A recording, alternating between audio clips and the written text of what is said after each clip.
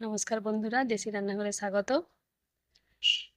আমি কয়েকদিন কোনো রান্না করতে পারছিলাম না, কারণ শরীরটা খুবই অসুস্থ ছিল। সেই কারণে আজকে আবার রান্না করতে শুরু করেছি। মৌরলা মাছের আলু দিয়ে ঝোল। আমি কড়াইতে তেল দিয়ে দিয়েছি। এবার মাছগুলোকে ভেজে নেব। খুব হালকা করে ভাজবো, বেশি কড়া ভাজলে হবে না।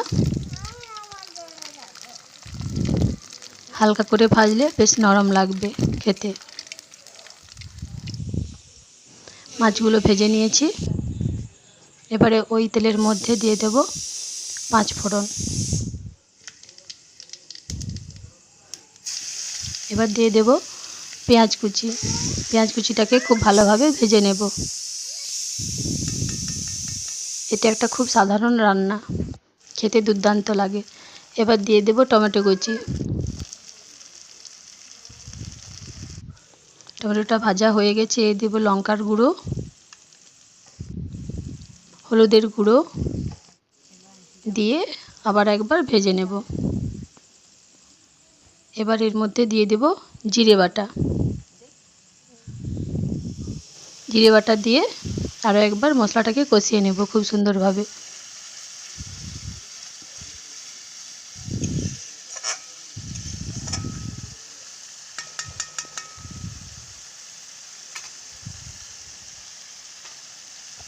মশলা থেকে তেল ছেড়ে গেছে।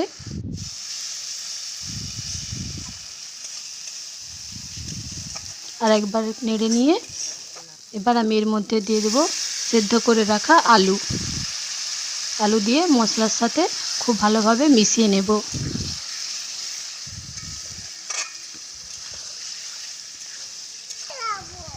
হয়ে গেছে মেশানো। এবার এর মধ্যে দিয়ে দেব পরিমাণ মতন জল। একটু ঝোল ঝোল রাখবো, সেই জন্য জলের পরিমাণটা একটু বেশি দেব। এবারে এর মধ্যে দিয়ে দেব মৌরলা মাছ। মৌরলা মাছ দিয়ে কিছুক্ষণ ফুটিয়ে নেব।